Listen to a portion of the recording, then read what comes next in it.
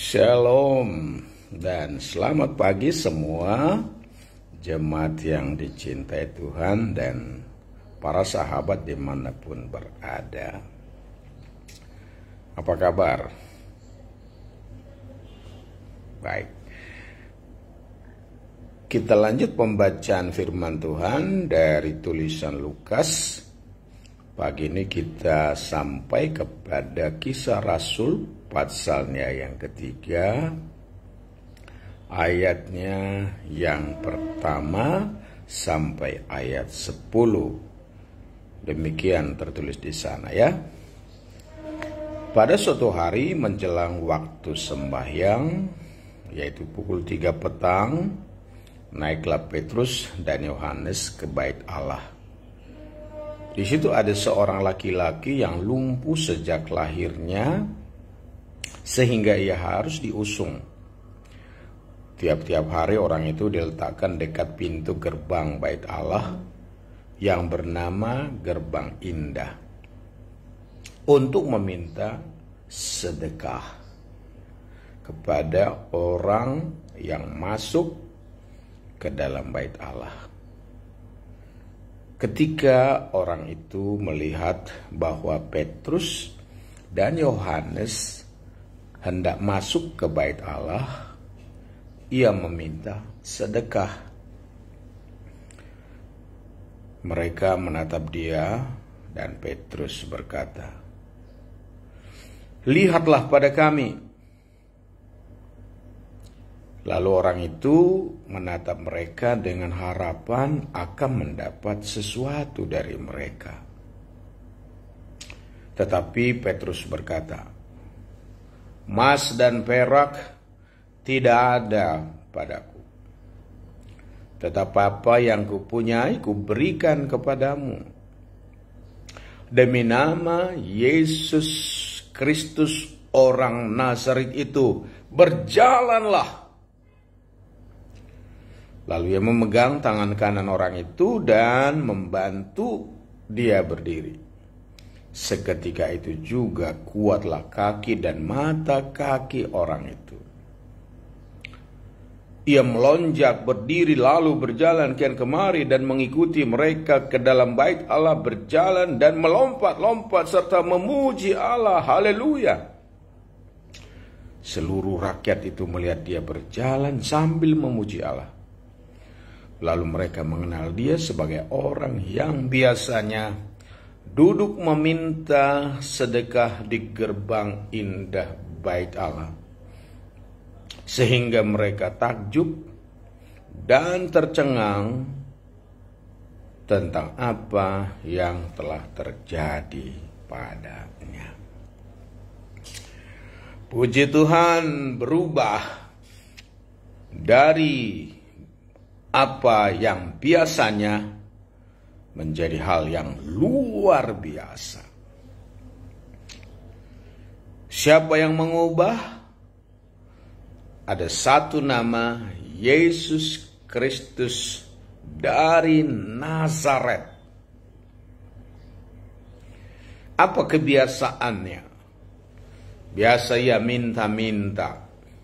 Biasa diusung di pintu gerbang bait Allah yang namanya Gerbang Indah. Indah, tetapi sesungguhnya dia enggak indah. Apa kebiasaannya? Merepotkan orang lain. Dia diusung ya. Selamat pagi Amang Yesua. Dia diusung. Apa kebiasaannya? Membuat wajah seperti berbelas kasihan, pengen meminta sesuatu. Apa kebiasaannya yang lain? Kebiasaannya memandang tangan siapa kira-kira yang akan diulurkan kepadaku untuk menyambung kehidupan. Kebiasaannya apalagi? Dia tidak masuk di dalam bait Allah untuk berdoa. Nah ini kebiasaan, tidak masuk di dalam bait Allah. Dia hanya mengharapkan di luar pintu bait Allah.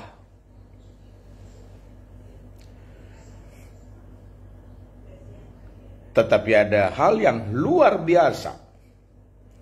Yang luar biasa adalah beberapa minggu yang lalu, beberapa hari yang lalu ada peristiwa di mana Roh Kudus turun, di mana Petrus yang tadinya penakut jadi berani, di mana murid-murid tadinya gemetar dan takut melihat situasi di mana guru mereka telah disalibkan, tetapi nyatanya dia bangkit dan naik ke sorga sekarang. Dan mereka sudah berani karena ada dunamis, ada api Roh Kudus yang ada di dalam hidup mereka. Itu yang luar biasa. Yang luar biasanya ada lagi, sekali berkhotbah, ini dahsyat. Sekali berkhotbah 3.000 orang kira-kira bertobat. Ini hebat, luar biasa. Sebagai pendeta pingin begitu ya, sekali khotbah terjadi perubahan. Sekali khotbah seperti Yunus, satu kota berubah. Itu hal yang luar biasa. Dan kemudian kedua murid Petrus dan Yohanes mau masuk bait Allah. Kebiasaannya berbeda. Kebiasaannya adalah berdoa. Sangat kontradiksi dengan yang lumpuh ini, kontradiksi. Kalau kontradiksi ini kebiasaannya diusung, sementara Petrus kebiasaannya berdoa. Apa kebiasaan saudara dalam hal koneksitas encounter dengan Tuhan? Ya kan, kebiasaan kita menjadi karakter ya. Kebiasaan menjadi karakter orang kalau lihat kita beribadah. Karakter, kebiasaan daripada orang lumpuh itu jadi peminta-minta. Kebiasaan dari orang yang dipenuhi Roh Kudus datang ke rumah Tuhan berdoa, dia menjadi orang disebut orang beribadah. Dan ketika Petrus dan Yohanes masuk dalam bait Allah, ini orang kasihan dan memandang Petrus dan Yohanes. Tapi kaget, di luar dugaan, Petrus berkata, pandang kepada kami. Emas dan perak tidak ada. Emas dan perak tidak ada pada kami. Yang kau harapkan tidak ada pada kami. Kebiasaan yang kau harapkan tidak ada pada kami. Tapi ada sesuatu yang luar biasa. Yesus Kristus yang bangkit dari antara orang mati, naik ke surga dan memberikan Roh Kudusnya. Itu yang luar biasa. Itu yang ada pada kami. Maka apa yang ada pada kami, demi nama Yesus Kristus dari Nazaret, bangkit dan berjalanlah. Petrus memegang tangan itu membantunya.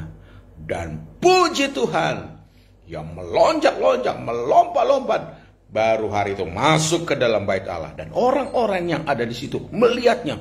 Wow, ini orang yang biasa meminta-minta. Ini orang yang biasa mengharap sesuatu dari orang lain untuk menyambung hidupnya. Tapi hari dia meloncat-loncat.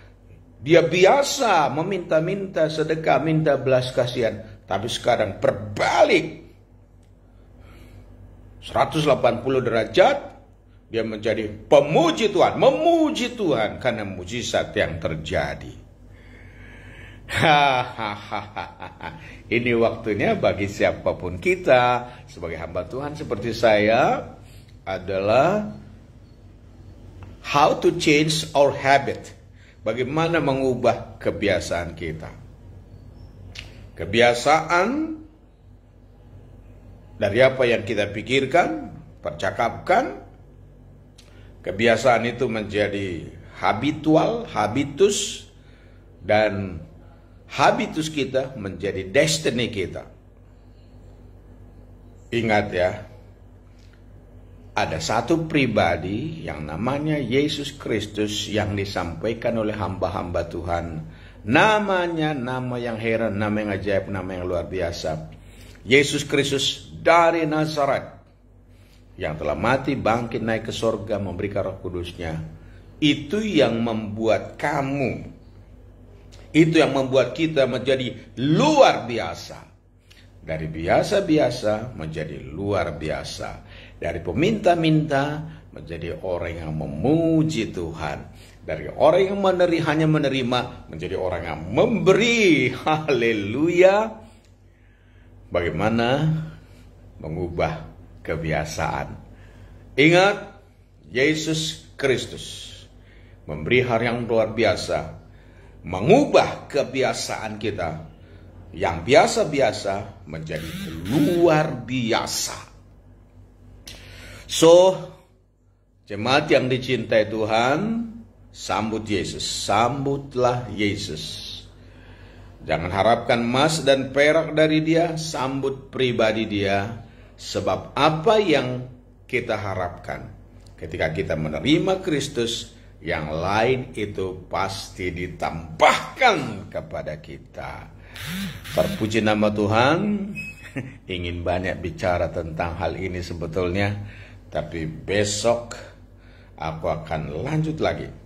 Kita akan belajar terus mendapat hal-hal yang kita bisa meditasi, kita renungkan dari seluruh kitab kisah para rasul.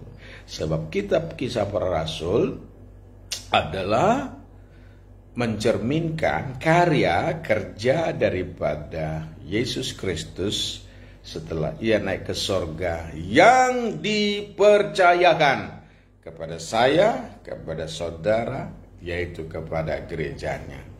Yesus katakan, apa yang kulakukan, kamu juga bisa melakukannya. Yang sakit sekarang, saya mau katakan padamu, ayo pandang pada kami, pandang pada Yesus. Yang kuberitakan padamu adalah Yesus Kristus Tuhan. Siapapun kamu yang membaca, melihat, dan memandang tayangan ini serta mendengar, aku mau berkata padamu, sakit penyakit sembuh, yang lumpuh berjalan, yang buta melihatlah engkau, yang biasa-biasa berubah menjadi luar biasa. Yang biasa di luar bait Allah masuk ke dalam bait Allah. Yang biasa hanya mengemis dan tidak memuji Tuhan, pujilah Tuhan sekarang, hai jiwamu, karena Tuhan kita Tuhan yang dahsyat, luar biasa, menyediakan apa yang kita butuhkan. Haleluya. Anugerah sempurna dari Tuhan kami Yesus Kristus, kasih dari Bapa yang berkelimpahan, itulah yang menyertai kami di dalam persekutuan Roh Kudus yang hebat dan luar biasa. Dalam nama Tuhan Yesus, kami mencerminkan kemuliaan-Nya sampai selama-lamanya. Tuhan Yesus memberkati, Tuhan Yesus memberkati. Sampai kita jumpa lagi dalam tayangan yang akan datang, sebab saya sudah berdoa dalam hati. Every morning or every evening, setiap pagi atau setiap sore, aku akan datang. I will come to touch you. Aku akan datang menjamahmu dengan firman Tuhan dari ayat per ayat atau dari perikop firman Tuhan sejak hari kenaikan Yesus sampai kepada turun Roh Kudus dan karya-karya perbuatan Yesus yang diperbuatnya bagi kita. God bless you. Tuhan memberkati. Sekali lagi terima kasih Pak Joshua Simatupang, sahabatku. Tuhan memberkati dimanapun berada ya. Bye bye. Tuhan Yesus memberkati.